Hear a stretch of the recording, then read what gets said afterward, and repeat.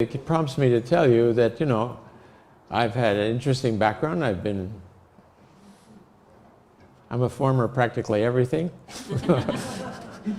And that doesn't mean that I know what I'm talking about. You have to compare everything I say with what you know from the writings of the faith, as you do with any speaker, anybody in the faith, including the hands of the cause of God, I might add, not in any mean spirit, but I was around them a lot, and I saw they had their moments too, where they would the other night I said that martyrdom of Bob was in 1870. I didn't know I'd said that, but there you are. People say, wow, that's very strange, Anyway, tonight I'm going to try to base myself on the writings of Shoghi Effendi.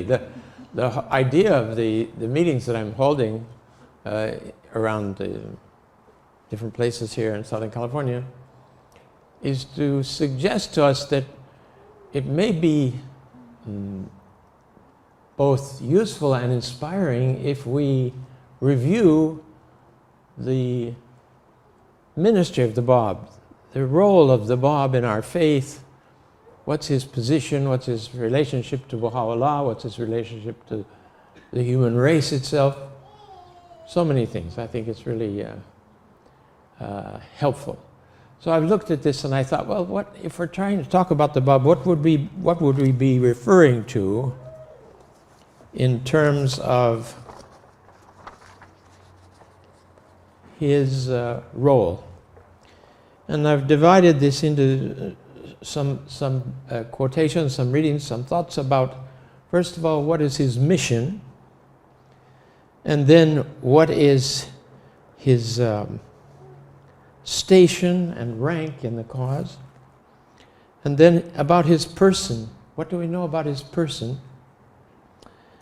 What do we know about his ministry, which then becomes not his mission has an intention, and the ministry has a series of events through which the mission was carried out. We've got different ways of looking at this. And finally, for the third day of talks, which I'm not going to be here for, what is his import? What has been his import on the world? You'll need to look that up yourselves, and I'll give you a clue. Shoghi Effendi, in the centenary of the martyrdom of the Bab, wrote a glorious message to the American friends. I think it's dated July 4th, July 5th, 1950.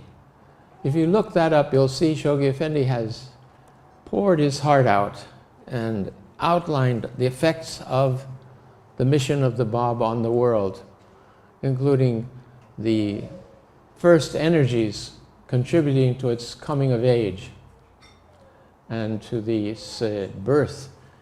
eventual birth through the administrative order of the world order of the cause. Let's look back at some of these other things first.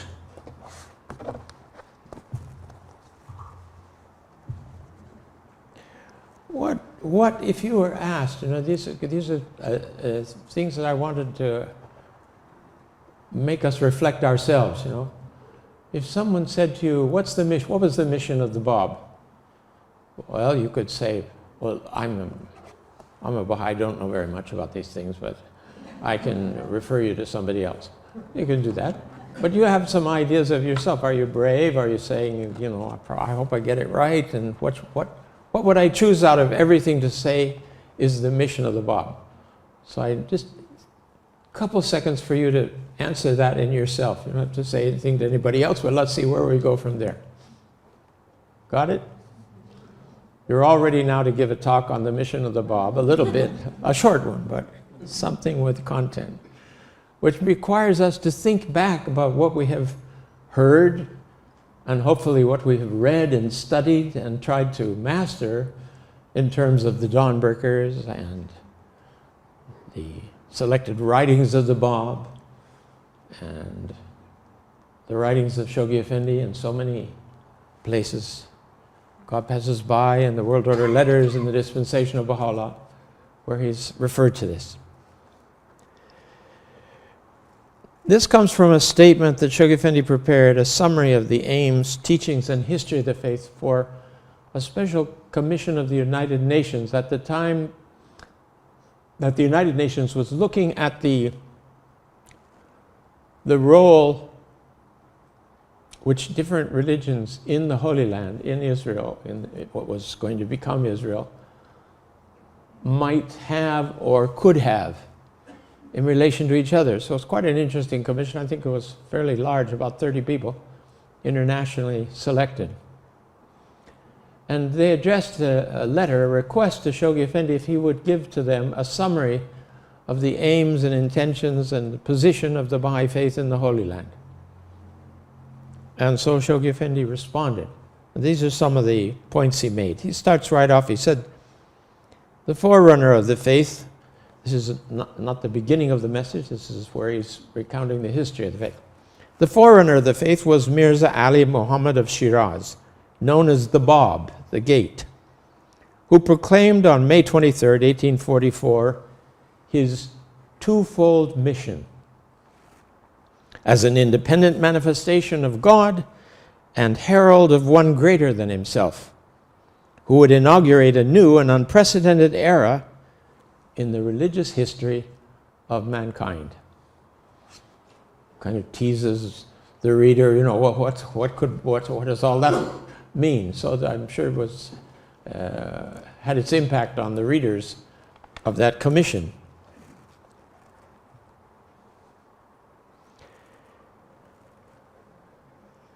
Further into the message, he takes up the history. That was like, the mission is that he's an independent manifestation of God and he's herald of one greater than himself. Then he says the Baha'i faith revolves around three central figures. This term central figures, you've all heard that, I think. You can imagine who the central figures are. Shoghi Effendi outlines them in the dispensation of Baha'u'llah, where he really mentions them for the first time. And he says that there are these three central figures, and then he refers to the central figure, which of course is Baha'u'llah. And he says, sometimes he refers to the central figure, sometimes he refers to the twin central figures of the faith, which in that case of course becomes Baha'u'llah and the Bab. And when he elaborates the position of these three central figures in the dispensation of Baha'u'llah, he begins with Baha'u'llah, not with the Bab. In other words, he doesn't do it historically, he does it hierarchically, he does it with the importance and central position of each of these figures. The Baha'i faith revolves around three central figures, the first of whom was a youth, a native of Shiraz, named Mirza Ali Muhammad, known as the Gate, who in May 1844, at the age of 25, advanced the claim of being the herald who, according to the sacred scriptures of previous dispensations, must needs announce and prepare the way for the advent of one greater than himself, whose mission would be, according to those same scriptures, to inaugurate an era of righteousness and peace, an era that would be hailed as the consummation of all previous dispensations and initiate a new cycle in the religious history of mankind. Praise God for Shoghi Effendi. I don't know how we would have gotten that all together, organized in such a succinct way with all of the different facets of the truth that it contains. Well worth our study. Now this message is sometimes a little hard to come by. It's been published in Baha'i World volumes in the past. It's online. I think you can find it through BahaiLibrary.com. In any case, those of you that are more book-centered will be able to find it and perhaps make copies. The Assembly can provide an electronic copy for you. It's the way, I think, the introduction to Baha'is as to the content of what we should be delivering to the public.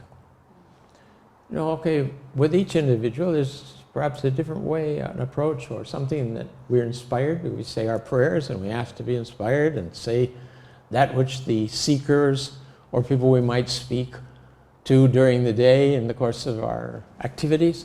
Which one of these would be appropriate?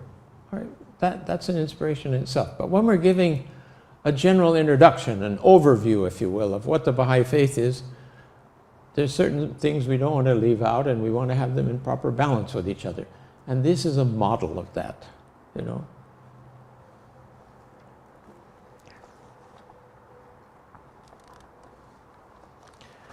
Now, the question of rank, let's see if we can find those parts here, sorry.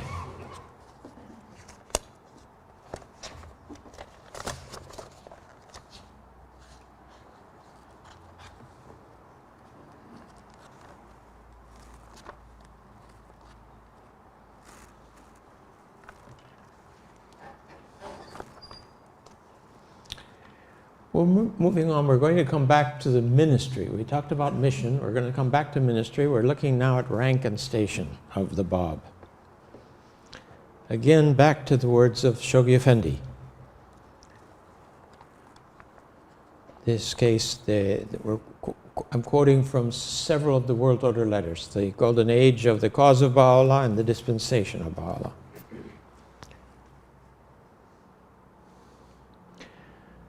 This is just following Shoghi Effendi's appraisal of the magnitude of the station of Baha'u'llah with respect to the religious history of mankind. He moves on and he says, not only in the character of the revelation of Baha'u'llah, however stupendous be his claim, does the greatness of this dispensation reside. Friends, you realize, you know, that both Baha'u'llah and the Bab have made terrific claims. But can you, who is there on earth that can tell us who they are if they don't say who they are themselves? You have enough passages in the prayers and meditations of Baha'u'llah to realize how humble he was and how humble the Bab was. And yet when they're saying the truth, they have to say the truth. And they tell us who they are. Thank God. How would we ever know, except maybe for the feeling of love that we have if we had encountered them, if we'd lived at that time and had our eyes open and could see spiritually. For among the distinguishing features of the faith ranks as a further evidence of its uniqueness the fundamental truth that in the person of its forerunner, the Bab, every follower of Baha'u'llah recognizes not merely an inspired annunciator, but a direct manifestation of God. It is their firm belief that, here he's describing in his letters what we should be believing, it is their firm belief that no matter how short the duration of his dispensation, and however brief the period of the operation of his laws, the Bab had been endowed with a potency such as no founder of any of the past religions was, in the providence of the Almighty, allowed to possess. Unique, totally unique in spiritual history of mankind. That he was not merely the precursor of the revelation of Baha'u'llah, that he was more than a divinely inspired personage, that his was the station of an independent, self-sufficient manifestation of God, is abundantly demonstrated by himself, is affirmed in unmistakable terms by Baha'u'llah, and finally is attested by the will and testament of Abdul-Baha.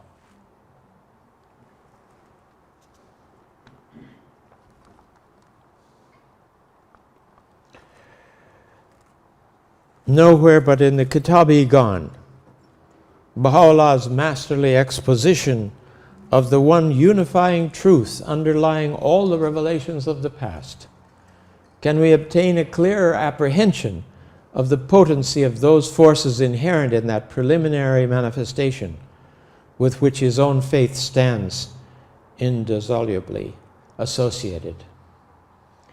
The Bab is the defense. The Igan is the defense of the Bab by Baha'u'llah. It's his demonstration. He's written it as a Babi. It's a book of revelation, and it turns out that it's the the foremost book of doctrine of Baha'u'llah, Shoghi Effendi said, is the outstanding doctrinal work of Baha'u'llah, the Book of Certitude. And in numerous letters after its translation to English, he said that the Baha'is should be studying it very carefully. And I heard in the Holy Land that one day he was saying asking the friends at the table of the pilgrims if they'd read the Kitab-i-Iqan. They went around the table and one woman said yes. And an American man, bless his heart, he said that he'd done it too. Shoghi Effendi didn't say anything, didn't comment on it till the next pilgrim group. And then he said, I was speaking to the friends about the Iqan, and there was one man who was here who said he'd done it. Friends, you can't do the Iqan. It doesn't finish. You must go over and over and over and study it and so on and so on. Impetuous Americans, huh? So he refers to the content of the Iqan as numerous points that should be mastered by the believers, so that when they recount the truths of the faith, these truths come into clear reflection with what Baha'u'llah has said in the Book of Certitude. It's the foundation of all of our teaching work, friends, in general. It also gives us a clear picture of the Bab, praises the Bab so highly.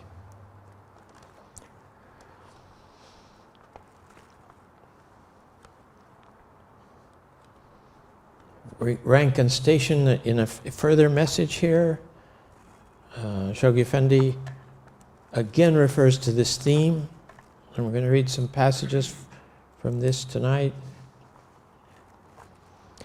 There can be no doubt that the claim to the twofold station, now we're hearing that more than once, twofold station, ordained for the Bab by the Almighty, a claim which he himself has so boldly advanced, which Baha'u'llah has repeatedly affirmed, and to which the will and testament of Abdu'l-Baha has finally given the sanction of its testimony, constitutes the most distinctive feature of the Baha'i dispensation. Oh, what a phrase. The most distinctive feature of the Baha'i revelation is this twofold station of the Bab. Oh.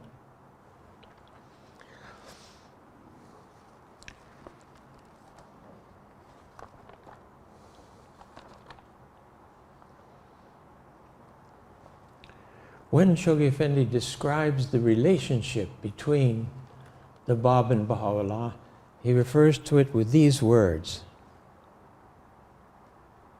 allied, though subordinate in rank, and invested with the authority of presiding with him over the destinies of this supreme dispensation, there shines upon this mental picture. He's been describing first Baha'u'llah and then he describes the Bab. We'll come back to the picture, mental picture, but the words that are helpful for, I think, for us to reflect on, absorb, and think about are allied though subordinate in rank. That's the relationship of the Bab with Baha'u'llah. I myself have liked to liken this to planetary systems where you have two suns at the center of the solar system. And where there are two suns, and there are a number of this throughout the universe, there are a number of this. There's one sun that's always fixed, it's the center. And the other one circles around it. And the people on the planet enjoy the benefit of double light shadows and colorful affairs and so on, I imagine. I don't know. I haven't lived on those planets, so I can't really tell you about that, but you get the idea. Now, this is the thing that's so exceptional. And this is the thing that's different from John the Baptist and the Christ, for example. John the Baptist was, according to the Quran, a manifestation of God himself. Not just he was also had this twofold character. But the twofold character did not apply to the Christian dispensation. It was preliminary. And then it was over, and Christ carried this out. But what we see here in the Baha'i writings is that the Bab reigns together with Baha'u'llah over our destinies. And his light two independent sources of divine light are shining upon the world order of Baha'u'llah, shining upon the guardianship, shining upon the universal house of justice, shining upon all our efforts as the inheritors of this revelation, which forbids clergy, which ends up placing on our shoulders the responsibility before God to share it with others. We have these two independent sources of divine light shining on us. We have, and you know from your prayers in your prayer book, you've got the prayers of the Bab, for example. I highly recommend you, if you haven't explored the last part of the book of selections of the writings of the Bab that was published by the House of Justice some years ago, go and look at the last 50 pages. It has a whole slew of prayers of the Bab which aren't anywhere else. Many of them are in the prayer book, but many of them are not. It's for this bicentenary period. That's a nice special bounty. I know that from my time in the past in the World Center that eventually we'll have more volumes of the Bab's writings. But for now we have the selections from the tablets that are there, but we also have these wonderful prayers.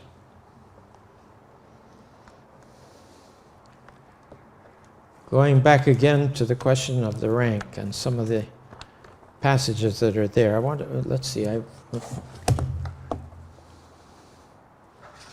this is not altogether organized in my own mind, little by little, where it's coming together as I give these talks.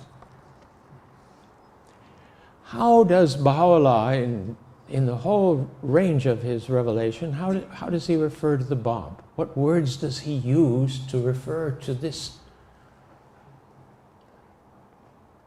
co-being, something that exists together? In fact, in some passages, he blends the two of them together. He said, my own previous manifestation. And he said there's no difference between the Bab and Baha'u'llah, except in their individual, in their personal part, because you know the manifestations have this double station. They have the station of an individual, but they also have the station of oneness with all the other manifestations of God, which means that the words that they speak when they bring forth revelation is one reality within them that's reflected. It's the mere image of divinity, of this vast, immense, potent, omnipotent God of the universe, reigning and sustaining and developing all of the planets and systems of the whole endless universe. Now try to stick endless universe in your head. It's like God doesn't go in there. Yes, he can't. You cannot have the consciousness of God. You can understand something about his signs. He gives us marvelous signs. He said his signs are his verses. His signs are all of the activities of the universe around us. His signs are in our own souls, the things we discover through our interaction with his light, the gifts and unique character of each one of us, if we pursue the light that he says is in us. My light is in thee, get thou from it thy radiance. What a beautiful phrase. And that light is the thing that develops us so that we're able to deliver the message properly. So Baha'u'llah, out of his whole revelation, Shoghi Effendi has chosen 5 references from Baha'u'llah's words to describe the Bab. I'm sure I couldn't guess what they were before I looked at them again recently. I wouldn't have. The first one is the essence of essences, the sea of seas. This is a reference that Baha'u'llah makes to the Bab in the Igan itself. The second one, the point round whom the realities of the prophets and messengers revolve. The third, from whom God hath caused to proceed the knowledge of all that was and shall be, whose rank excelleth that of all the prophets, and whose revelation transcendeth the comprehension and understanding of all their chosen ones. Now, you have to counter that by other passages in the writing that said, beware that you exalt one prophet over the other prophets. They're all prophets. But the degree of their mission gives them distinction. And you'll recall something that you've repeated a number of times, and that is that the Bab is the king of the messengers of God in the Tablet of Ahmad. Baha'u'llah gives him that title. So you can look those up in the dispensation and also in God Passes By. With respect to the all knowledge coming from the Bab, let me refer back to a passage that's in the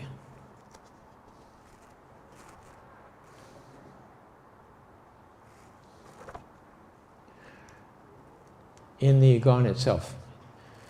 Wishing to stress, Shoghi Effendi begins this section, wishing to stress the sublimity of the Bab's exalted station as compared with that of the prophets of the past.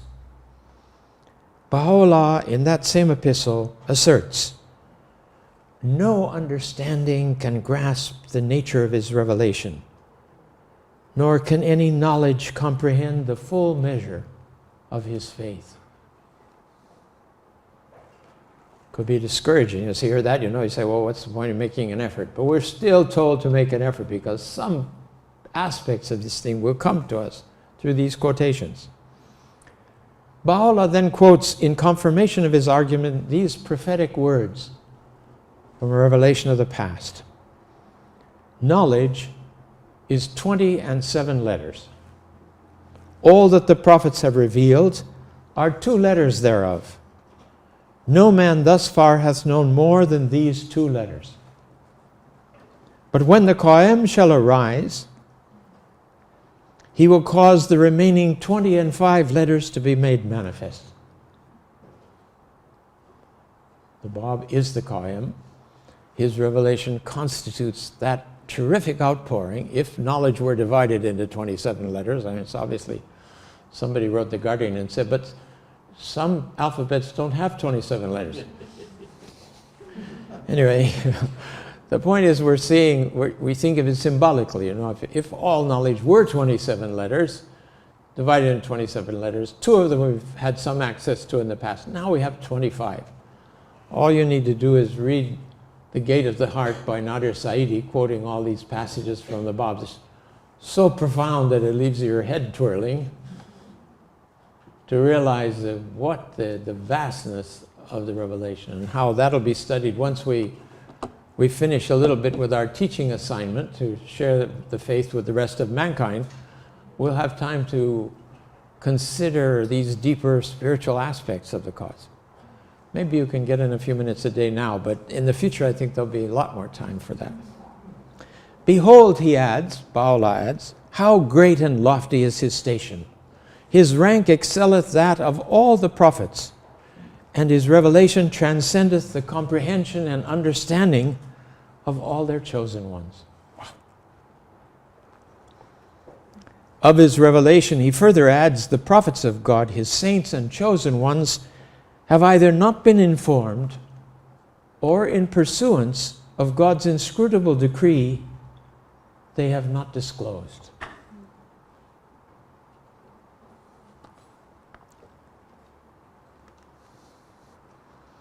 From the Bab himself about his station, he says, I am the mystic Fain.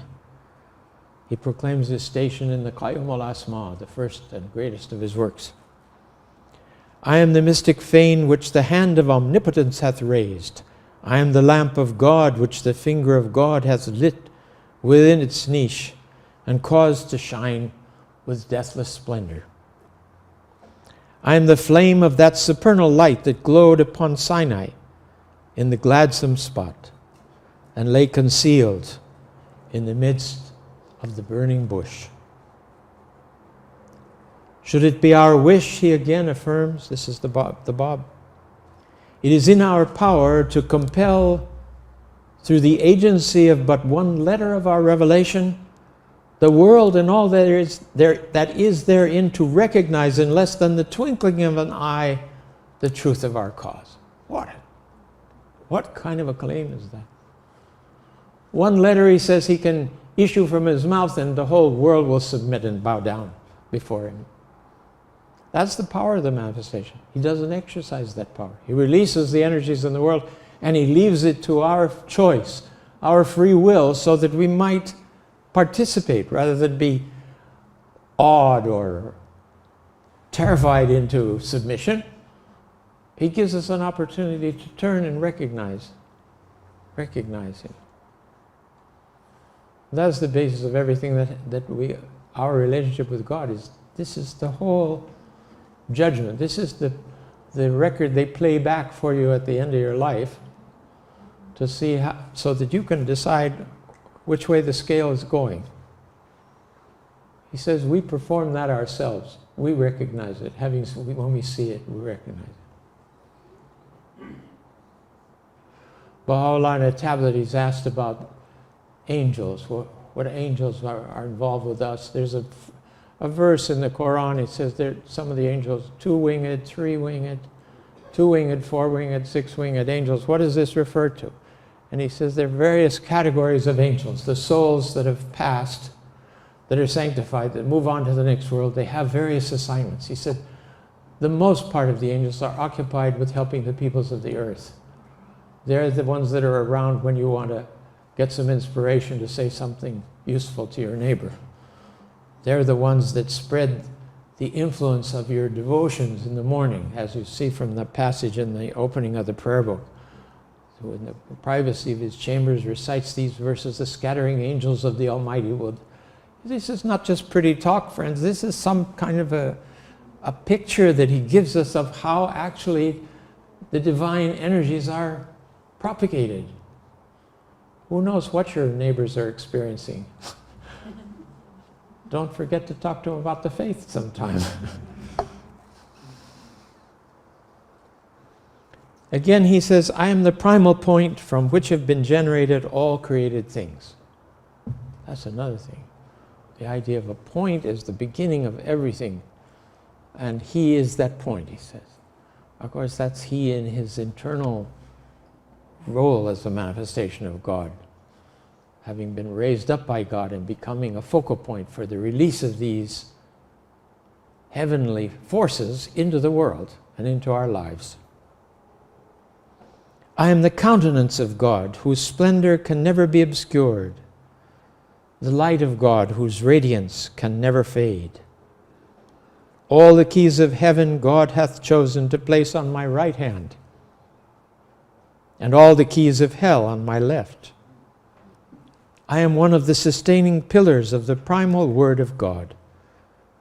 Whosoever hath recognized me hath known all that is true and right, and hath attained all that is good and seemly. The substance wherewith God hath created me is not the clay out of which others have been formed. He hath conferred upon me that which the worldly wise can never comprehend, nor the faithful discover.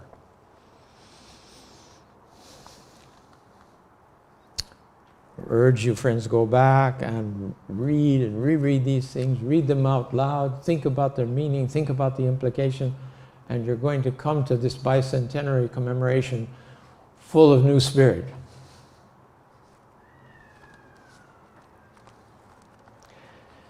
His person, we come to the question of the person of the Bab. What was the person of the Bab like? Fortunately, we have Shoghi Effendi, who has only seen the Bab in terms of his spiritual vision. So obviously, they were years apart, decades apart in their lives. He's given us two pen portraits, if you will, of the Bab. Now think of yourself. Somebody asks you, what was the Bab like? What was he like? What was the first thing that comes to your mind to tell a person if they asked you that? Okay, you've got that? Now we're going to hear what Shoghi Effendi, how he describes it. He's done this in two places. We're going to do, the first one is from the dispensation of Baha'u'llah, taking up the continuation of the phrase that allied those subordinate in rank. There shines upon this mental picture the youthful glory of the Bab. Now think of these elements. You put them all together and you look through this kaleidoscope of qualities. Youthful glory. Infinite in his tenderness. Irresistible in his charm. Unsurpassed in his heroism.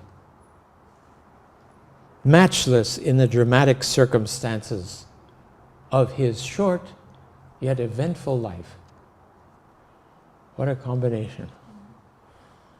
Hi friends, I liked, and when I was in the Holy Land, I liked to reflect on these qualities before going in the shrines. It's something, it's like, or if you haven't seen this and you read it after you've been in the shrine, you say, that's what I felt in the shrine. And you read the description Shoghi Effendi has for Baha'u'llah and you feel the same thing. This power, this glory. Again, in God Passes By, in the foreword to God Passes By. Friends, the foreword to God Passes By is the whole of God Passes By in miniature. You don't want to lose it. It's like a pill, you know, you can take the thing and you get the whole, the initial picture, the vision, the breadth of what Shoghi Effendi has done, how he has reduced the most exalted, the most astounding century in the history of the human race, how he's reduced it into a volume. He's had to condense it. You have to uncondense it. You have to read it and think, what are the other implications of this? You have to correlate the first 5 chapters of God Passes By with the whole of the Dawnbreakers. They interact with each other. Shoghi Effendi systematizes, he puts it forth, he tells you what are the most outstanding events, what are those elements that you should see in a greater light than the others. And then he gives, with his own masterful editing and translation of Nabil's narrative, he gives you the episodes themselves upon which he's based his conclusions. So here in God Passes By, he says the first period centers around, and here we have new qualities, parallel but not identical. This centers around the gentle, the youthful, and irresistible person of the Bab. Matchless in his meekness, imperturbable in his serenity, magnetic in his utterance, unrivaled in the dramatic episodes of his swift and tragic ministry. Are we going to get any closer to the Bab in description than those? I can't imagine where and how we would do it.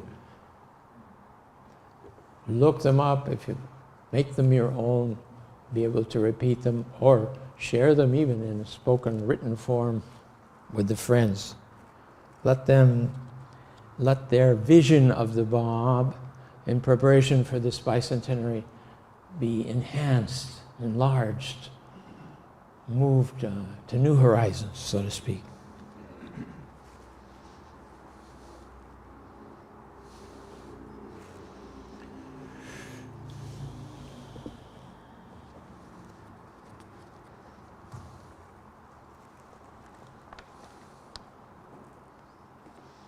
Back to the ministry. Remember we were contrasting, he has a mission, but then the mission is carried out through a ministry. The ministry is made up of a series of events and developments. Okay?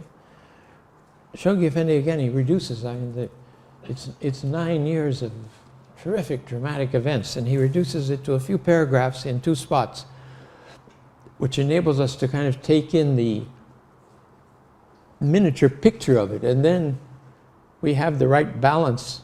We can add the other elements again from the 5 chapters of God Passes By, the first 5 chapters, and from the contents of the Dawnbreakers.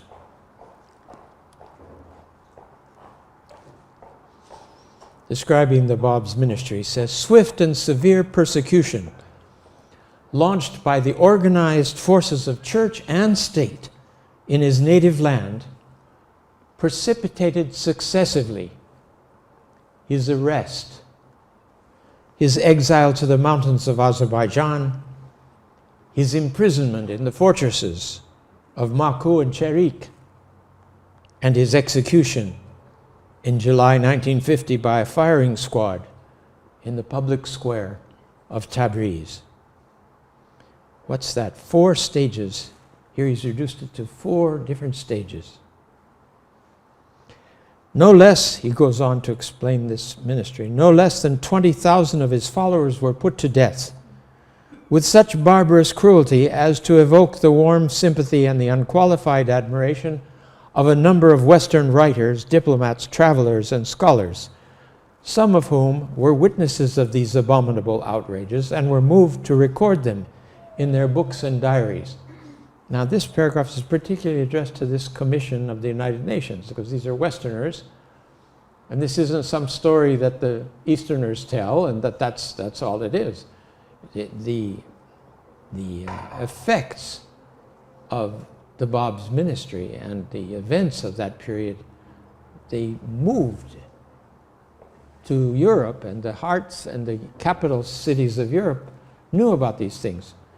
There's a young man in Spain, terrific scholar of the faith, Amin Ahea.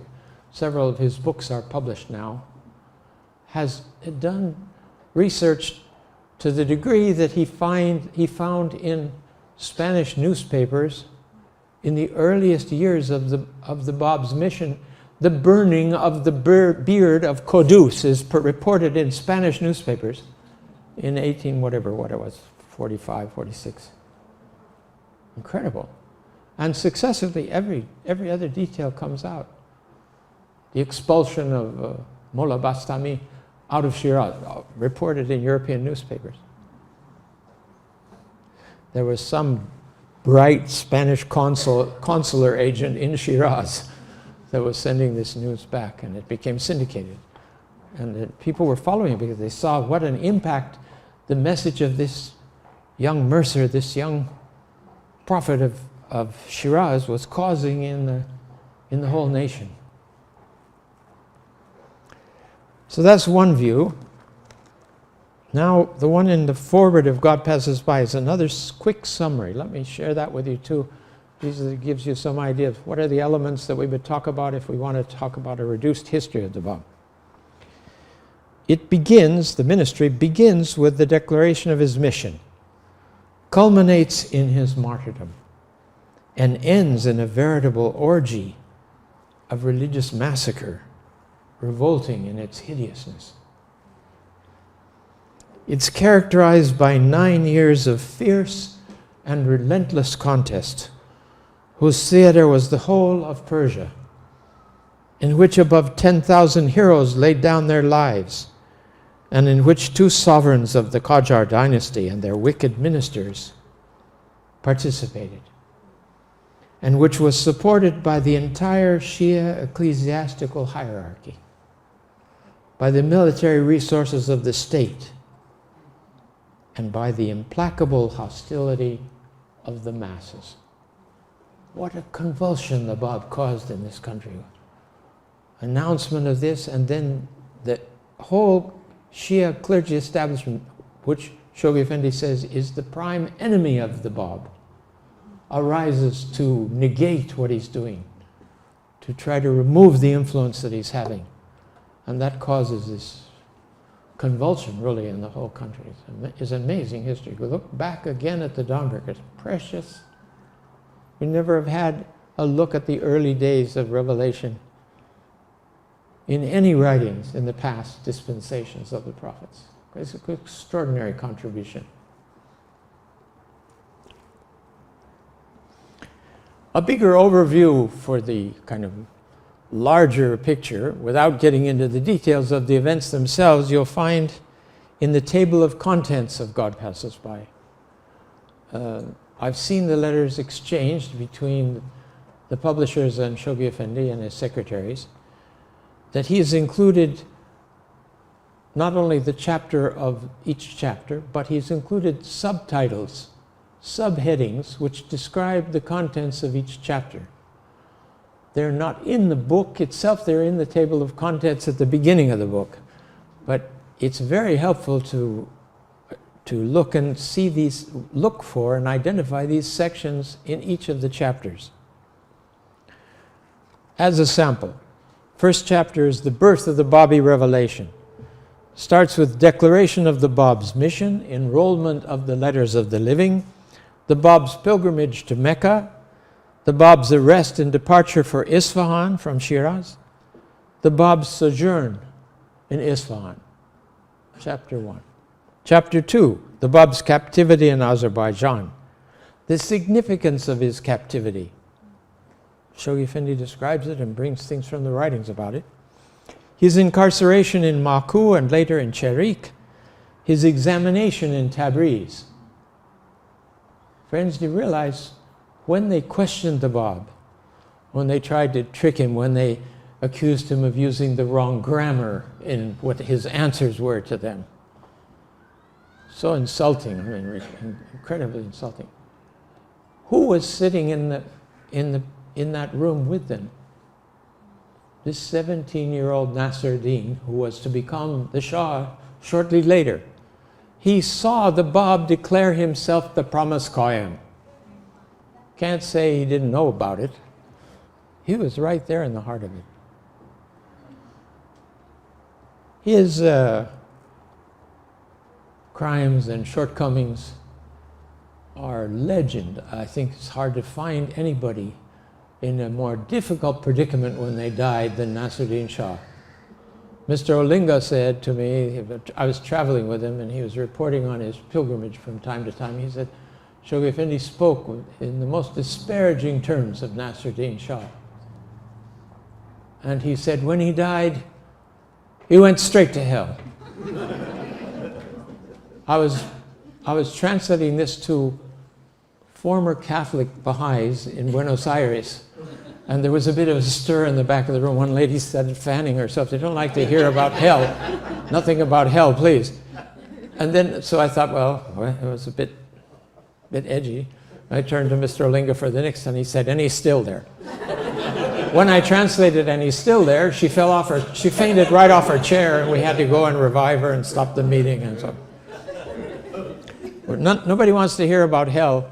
Very real, as far as I can see in the Baha'i writings. Not a lot of stress, but enough references that you better know it's there and not someplace you want to cozy up to, you know. We have responsibility as Baha'is. How can we dispatch those responsibilities and gain, if you will, the good pleasure of God? He's raised us up, dear audience. I mean, friends, you know yourselves, but some of you maybe don't know the rest of the people in the room. There are people here who are descended from families that lost many members of their families in this Holocaust in Iran in the time of the bomb. I've met people here that are descendants from Mullah Hussein's family. It's all wonderful, wonderful histories. I hope you're asking your grandparents and your forefathers, reading their accounts and looking into the history that you have that's so connected to the ministry of the Bab. So its significance of his captivity, incarceration in Baku and Cherik, his examination in Tabriz, his writings, his covenant, and the conference of Badasht. Then he goes on for these other 3 chapters. He outlines the contents too. So you kind of form a, if you will, a recap in your own mind of things you may have heard that you don't know quite how to connect them all together, different stories about the Bab. How do we form them? How do we tie them down so that in our memory we can speak of them with confidence and some authority to the public in general, to our friends, to each other, reminding us of the multiple dimensions of the Bab and his mission. As to his writings, I wanted to refer briefly to that. Shoghi Effendi says, in this respect, alike in the magnitude of the writings emanating from his pen, and in the diversity of the subjects treated in those writings, the Bab's revelation stands wholly unparalleled in the annals of any previous religion. He himself affirms, while confined in Maku, that up to that time his writings, embracing highly diversified subjects, had amounted to more than 500,000 verses. The verses which have rained from this cloud of divine mercy, is Baha'u'llah's testimony in the Kitab-i-Gan, have been so abundant that none hath yet been able to estimate their number. A score of volumes are now available.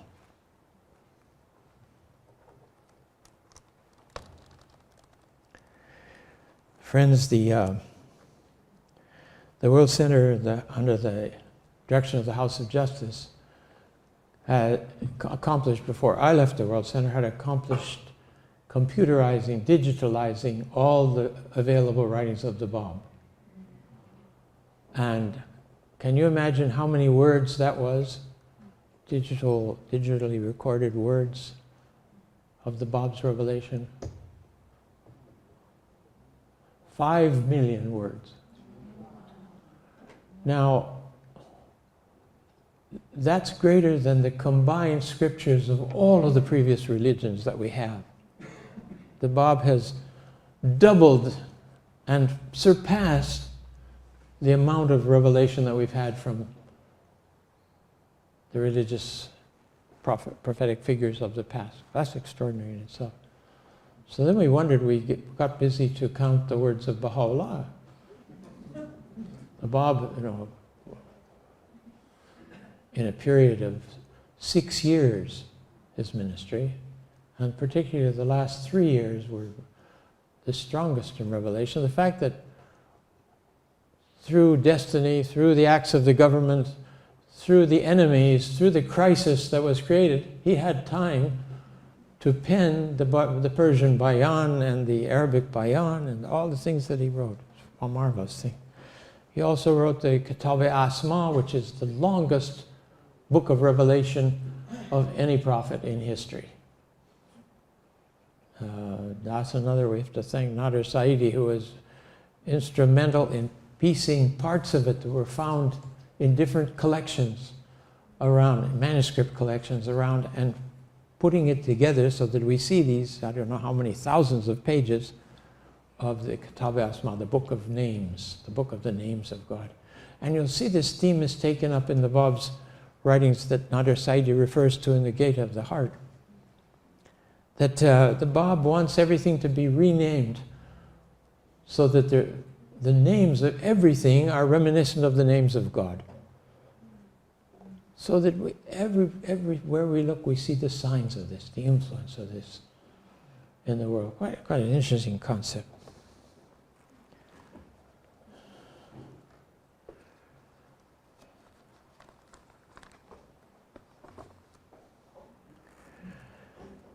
Moving a little out of our subject, I wanted to quote a letter from Shoghi Effendi.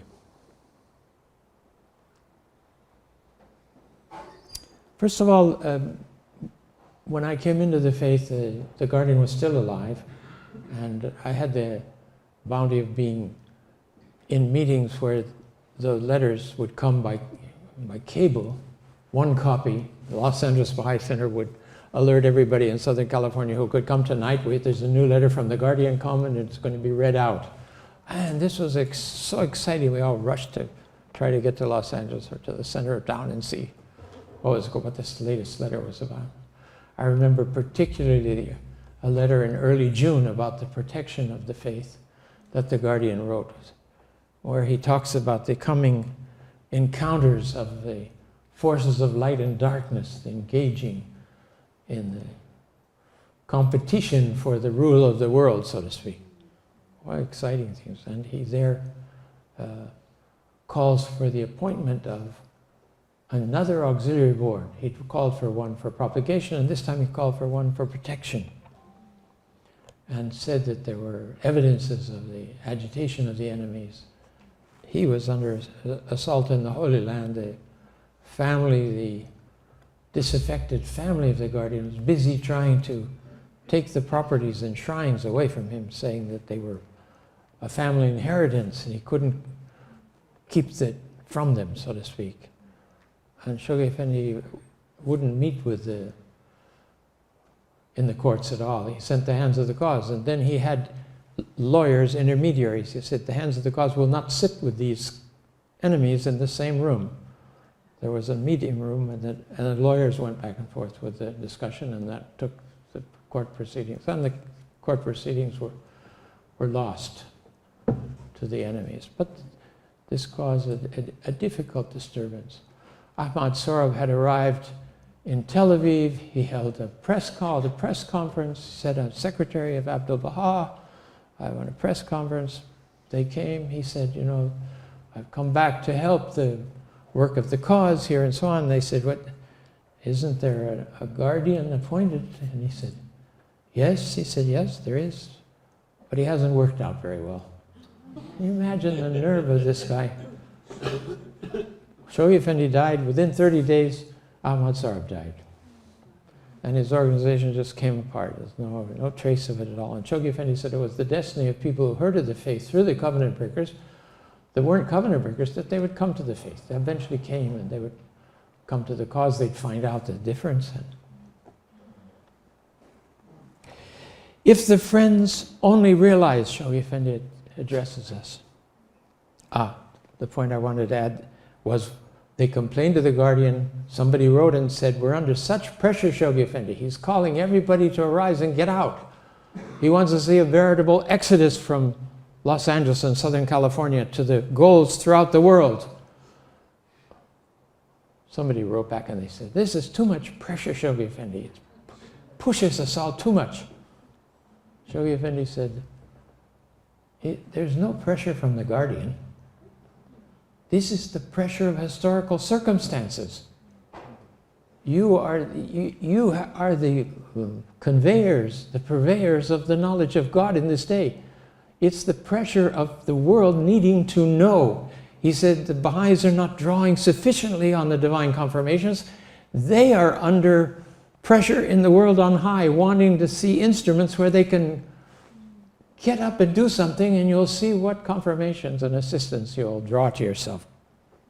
If the friends only realized there's only a few times in history when opportunities for mortal glory come to a people, and that time is now in their hands. They would not for a moment, if this was the case, busy themselves with idle conversation and gossip, but would sacrifice their all for the quickening of the people and the salvation of society. That's the opportunity that's within our reach, friends. If we take full control of that, take full advantage of it. We have collective activities, we have, but apart from that, we have our individual responsibility before the command of Baha'u'llah to all Baha'is to arise and propagate the faith of God. Proclaim the faith, he says in one tablet. Very interestingly enough, the next phrase in that tablet is, if anyone shows interest, teach them. We're seeing here a distinction between proclaim the faith and teach the faith. The proclaiming, I think we can all do. Maybe we feel inadequate to teach the faith. He tells us we should teach ourselves before we try to teach others, otherwise it doesn't have any effect. But proclaim the faith, it seems to me, has certain elements. We should mention Baha'u'llah, identify Baha'u'llah. And we should indicate that he has brought a message from God to solve the problems of the world. Now you can find different ways to say that to different people. But you want to say, some subject comes up and you say, well, I'm a Baha'i, The Baha'is are the followers of Baha'u'llah, who we understand is the most recent messenger from God, and he's brought a set of teachings to solve all these terrible problems that are in the world. And then, you know, the person you're speaking to will react in different ways, like, "Oh, that's crazy," or they'll say, "That's very interesting. What does he teach?" Best example. Or the third one is, "I'm so glad you found something you like." Now, the next thing the Guardian, he's of course translated, is that Baha'u'llah says, is that if they don't respond, leave them to themselves. Don't argue with them. Don't try to pressure them in any way. Pray for them, because you have left a seed in their soul, in their subconscious, by the name of Baha'u'llah and by identifying him as the resolver of the difficulties of mankind. These two things, friends, remember every opportunity you can to share it with others. If then they say, "Well, what are the Baha'i teachings?" You say, "Okay, I'll take you to a meeting, or I'll take you to a friend of mine." If you don't feel capable of giving a proper picture, we all sometimes attempt to give pictures. Shoghi Effendi said the first stage of a teacher is when they teach their favorite part of the faith and nothing else but that, and then they add their own ideas on top of it, which kind of neutralizes the effect of it in many cases. Second stage is that we learn the faith well enough that we can give it in its pure form. In other words, we give an adequate account of what it is, but in our own words. Third stage, highest and most ideal, where we memorize characteristic passages from the writings and cite them from memory along with whatever explanation we're giving about the teachings. He presents these three stages as ideals in spiritual growth of development of ourselves as teachers. So I hope you'll all have a terrific bicentennial year, and thank you very much for your patience to listen to the details of this. Thank you.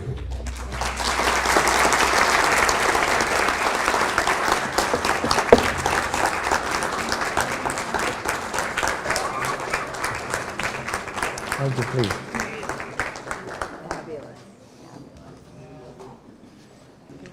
I don't know if you have any questions, or if you've all been waiting too long tonight, or I'll leave it to the chairman what you want to do. Perhaps we could have a few questions. I know it's been a lengthy evening, but maybe a couple questions. Yes. You touched on it briefly, but it's actually something I've been studying for the last several months. The similarities between John the Baptist and the Bab.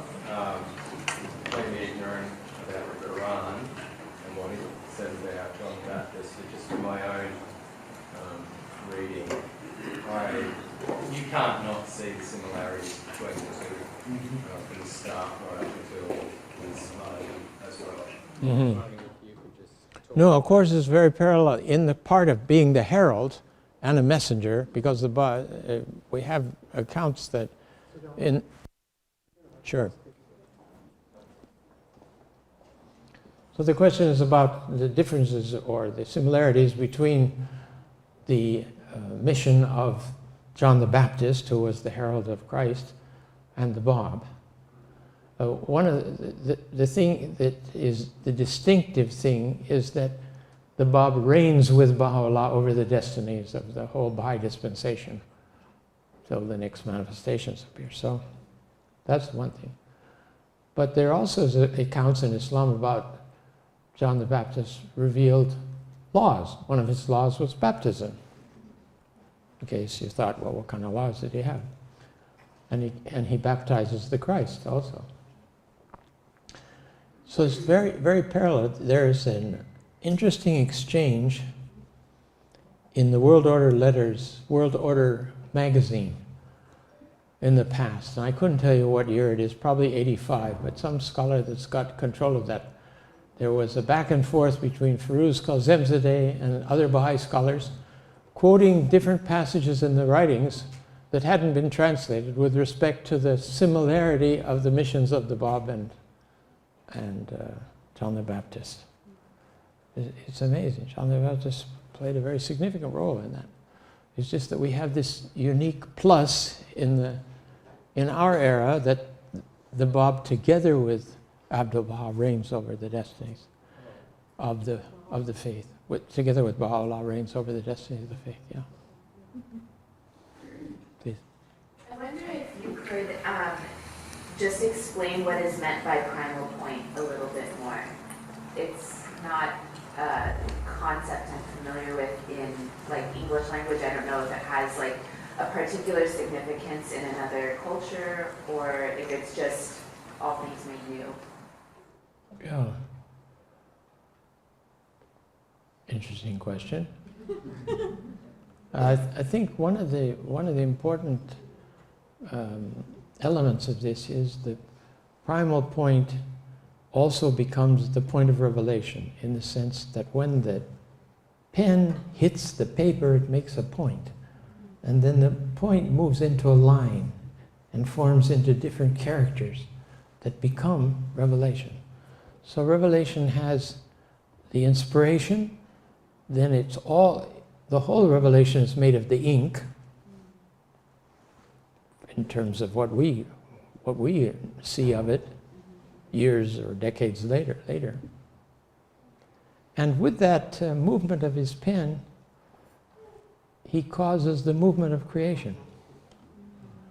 So that the point also, he said, the point revolves, in the beginning of the tablet of Ishrakat, you can read about this, the point revolves in a mysterious way and brings into creation all existence. The whole revelation starts with a point, and I'm the primal point. That's a hint at it, but look it up in the writings. You can find various references to it. Please. Nokte-ullah. Ullah. Yeah, Nokte-ullah. Do you have time for a short story? Yes. Okay. Janabi Jalal Khazeh was a very active teacher. He went on pilgrimage in 1951, early 52. He was the first, with Mr. Qadem, the first pilgrims after 10 years to go on pilgrimage from Iran. Because of the wars and the war of independence of Israel, also the disaffections in the family of Abdu'l-Baha against the Guardian, pilgrimage had been suspended for all that time. And they were the first ones to come back to be allowed to come to the Holy Land, these two gentlemen. Mr. Qazi says, I was a little apprehensive. I went to see Mr. Furtan. I said, you know, I want to go on pilgrimage, but I've heard that the Guardian reads your mind and he knows everything you're thinking. And I have had a kind of a rough background, you know. I mean, I don't know what ideas might come in my head and suddenly I'd be embarrassed. And Mr. Furtan says, well, it's true. He does understand a lot. I don't know if he reads minds or not, but it's something to consider.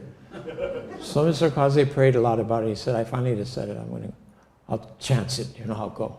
He recounted this to me when he became hand in South America after the establishment of the Universal House of Justice.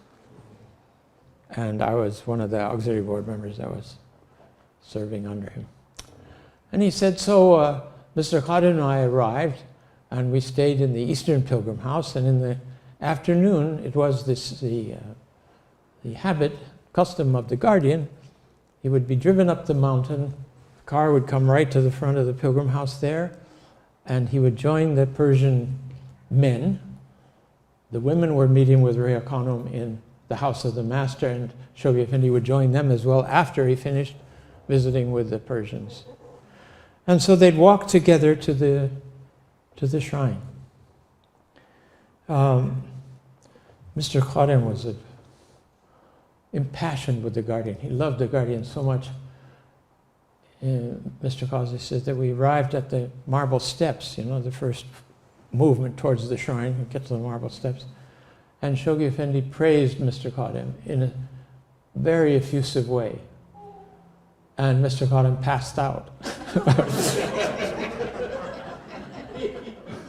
So he says, Shoghi Effendi immediately was on his knees and holding Mr. Khadim's head in his hand and patting his cheeks, trying to revive him.